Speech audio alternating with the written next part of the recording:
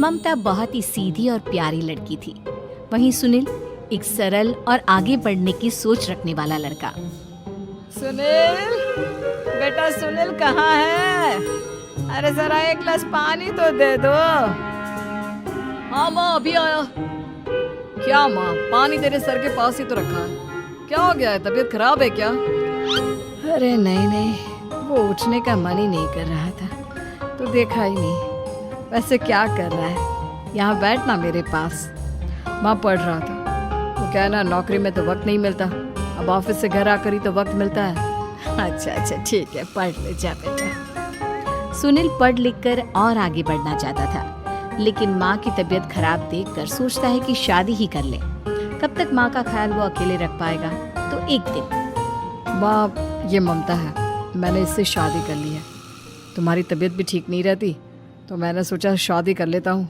घर संभालने वाली और तुम्हें संभालने वाली कोई आ जाएगी तो अच्छा रहेगा। माँ अचानक से सामने बहू देखकर हैरान रह जाती है। बेटा ये क्या बात होती है?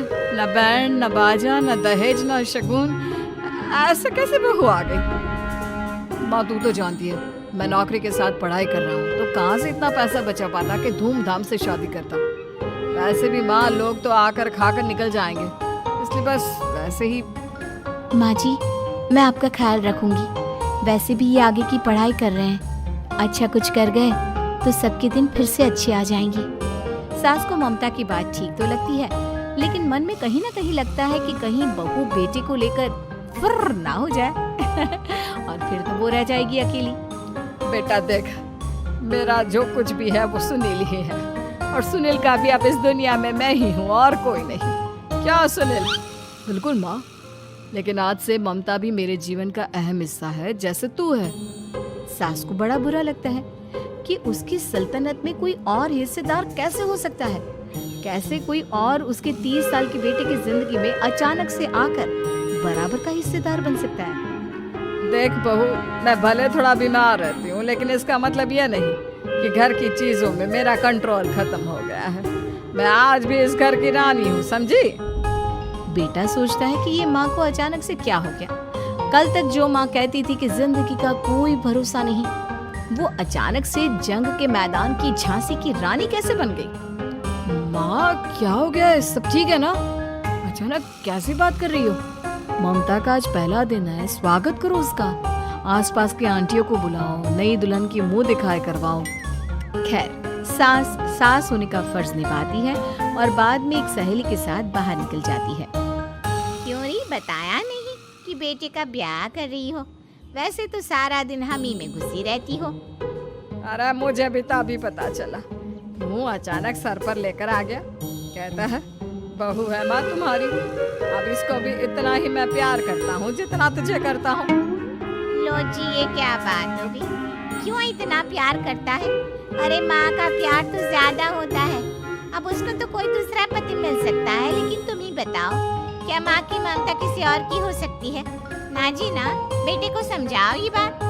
अरे क्या समझाऊं, मुझे तो खुद ही समझ में नहीं आ रहा कि क्या हो रहा है। जो बेटा कल तक माँ माँ करता था, अचानक से बीवी बीवी का राग आलाप रहा है। देखा, उसकी बीवी ना सुंदर और जवान है। सुंदरता के आगे तो एक से एक नहीं टिकी है, तो तेरा बेटा किस खेत की मूली है? सास को भी समझ में आ जाता है कि बहू की सुंदरता के आगे माँ का प्यार किसी काम का नहीं। उधर बीवी, ए जी, अम्मा जी सहेलियों को छोड़ने गई थी, अभी तक आई नहीं, हम देख आए क्या? अरे रहने दो ना, आ जाएंगी। कहाँ जाएगी, उनकी आदत है, एक बार जाती है तो पूरी पंचायत खत्म करके ही आती है। अच्छा ही है, खाना वाना खा कर गई होगी। छोड़ो ना, घूमेगी तो खाना पचेगा, नहीं तो ऐसे ही खाट पकड़ लेगी। बहू भी शांत हो जाती है। उधर सास सोचती है कि आज थोड़ा देर से ही घर जाती हूँ, जब बेटा परेशान होकर ढूंढेगा तब मजा आएगा। बीवी को खुद ही पता चल जाएगा कि माँ के आगे उसकी दाल नहीं गलेगी। लेकिन वहीं दूसरी ओर घर पर, ए जी, माँ जी अभी भी नहीं आई, हमको तो घबराहट हो रही है कि क्या करें, जाकर पता करें किसी के घर। अच्छा, कहाँ जाओगी ये भी बता दो। पहला दिन है तुम्हारा इस घर में और एक ही दिन में मोहल्ला छानोगी क्या? हाँ तो आप भी तो नहीं जा रहे हैं ना, हमको फिक्र हो रही है। अरे अरे यार, ये रोज का है अम्मा का, खाओ और सो जाओ।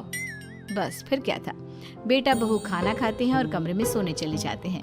उधर जब सास को कोई देखने नहीं आता तो वो हार कर घर आ जाती है, जहाँ वो देखती है कि सारे घर की लाइट्स बंद है। सास को गुस्सा आता है, बहू, ममता बहू कहाँ हो? लेकिन सारे दिन की थकी बहू को ऐसी नींद आती है जैसे किसी ने भांग की गोली खिला दी हो। वो तो नहीं उठती, उठकर आ जाता है बेटा। क्या बात है अम्मा, काहे चिल्ला रही हो? अरे सो जाओ ना, सुबह की थकी है बहू, वो सो रही है। जोर से बोलोगी तो नींद खुल जाएगी उसकी। माँ को गुस्सा आ जाता है। फिलहाल तो सो जाती है, लेकिन मन ही मन ढेर सारा जहर बहू के लिए भरा होता है। सुबह बहू चाय बना रही होती है कि सास धीरे से गैस तेज कर देती है, जिससे चाय का बर्तन जल जाता है। और जैसे ही बहू चाय का बर्तन उठाती है, उसका हाथ जल जाता है। मेरा हाथ जल गया। वो जोर जोर से चिल्लाकर इधर उधर भागती है कि सास थोड़ी देर में उसके हाथ में पानी डाल देती है। हाय रे बहू, क्या कर रही हो? पहली बार रसोई छुई हो क्या? सासू माँ गलती से गैस तेज रह गई थी और बर्तन जल गया, जिससे मेरा हाथ जल गया। अरे कितना गंदा दाग, छी छी छी छी, मुझे तो उल्टी आ रही है तेरा गला हुआ मांस देखकर। तू ना मुझे अभी साथ से खाना मत लगाना। बहू भी खुद का हाथ देखती है तो उसे भी रोना आ जाता है। कुछ दिनों के बाद सास की सहेली आती है, बहू चाय बनाकर लाती है। उसके जाने के बाद सहेली कहती है, बहू की सुंदरता ऐसी है कि कोई भी दीवाना हो जाए। वैसे तेरे बेटे का क्या हाल है? अरे वैसा ही है, बहू के पीछे लग दो। क्या करूं, कुछ समझ में नहीं आ रहा। मैंने तो बहू के चेहरे पर दिवाली के पटाखे की चक्री फेंकी, उसका पूरा चेहरा जल गया। अब देखो ना रही सुंदरता, और ना ही अब मेरा बेटा उसे पूछता है। अरे अब तो वो उसे छोड़कर दूसरी भी देखने को बोल गया है मुझे। बहू सारी बात सुन रही होती है। आंटी एक बात बताइए, क्या भरोसा है कि दूसरी सही आए और आपके अनुसार रहे? देखिए आंटी, मेरी सासू माँ को गलत बात सिखाने की जरूरत नहीं है। हमारा परिवार साथ में खुशी से रह रहा है। देख बहू, मेरी सहेली की बेइज्जती ना कर, वही अच्छा रहेगा तेरे लिए, समझी? बहू नहीं मानती है। वो बार बार उनकी सहेली को घर से निकल जाने को कहती है। तभी सास की सहेली पास के चूल्हे से लकड़ी लाकर बहू के चेहरे पर लगा देती है। बहू जोर जोर से रोने लगती है। अरे ये क्या कर दिया? मैंने कहा किया, ये तो तूने किया। तू ही नहीं चाहती थी कि बहू बेटी के साथ रहे, भला मैं क्यों करूँगी? मैं तो चली, निपटो अब। बहू रो रही होती है, दर्द से चिल्ला रही होती है, लेकिन सास उसे डॉक्टर के पास नहीं ले जाती। तभी पति आता है। क्या हो गया ममता? ये दाग कैसे लगा? कैसे जली? ममता कुछ नहीं कहती, बस दर्द से करा रही होती है। पति माँ की तरफ देखता है। हो ना हो माँ, ये पक्का आपका काम है।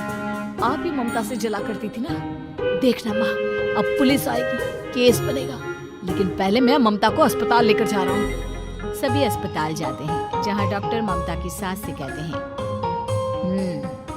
आपने तो नहीं जलाया ना बहू को?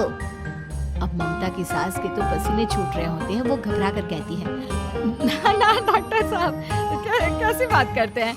हम क्यों जलाएंगे अपनी बहू को? डॉक्टर ममता के पति से पूछते हैं। देखिए, क्योंकि ये ससुराल में जली है तो मामला पुलिस का बनता है, तो आप पहले पुलिस को बुलाइए, तभी इलाज पूरा होगा। सास डर जाती है कि अब तो बच्ची जिंदगी जेल में ही रहना होगा। रहने दीजिए ना, पुलिस को क्यों बुलाना? सारी हंसी खत्म हो जाएगी जब पुलिस के डंडे पड़ेंगे। बहू को जलाना भले ही बहुत आसान हो, लेकिन उसके बाद सारी जिंदगी जेल की हवा खाना। सास डर जाती है। पुलिस आती है। पास लेटी दर्द से करा रही ममता स्टेटमेंट देती है। तो क्या हुआ था? कैसे जली आप? ममता पास खड़ी सास को देखती है। बेटी बताओ, कैसे जल गई तुम? ओए, काका का किरण वाली शाहरुख, चुप, बिल्कुल चुप। सास चुप। सभी इंतजार करते हैं कि ममता क्या बोलेगी। जी मैं खाना बना रही थी, लकड़ी उड़कर मेरे ऊपर गिर गई और मैं जल गई। सास बहू की बात सुनकर रोने लगती है।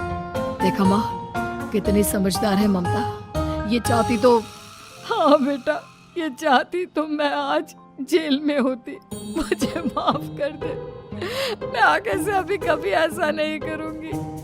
बहू के साथ मिलकर रहूंगी, मुझे माफ कर दे।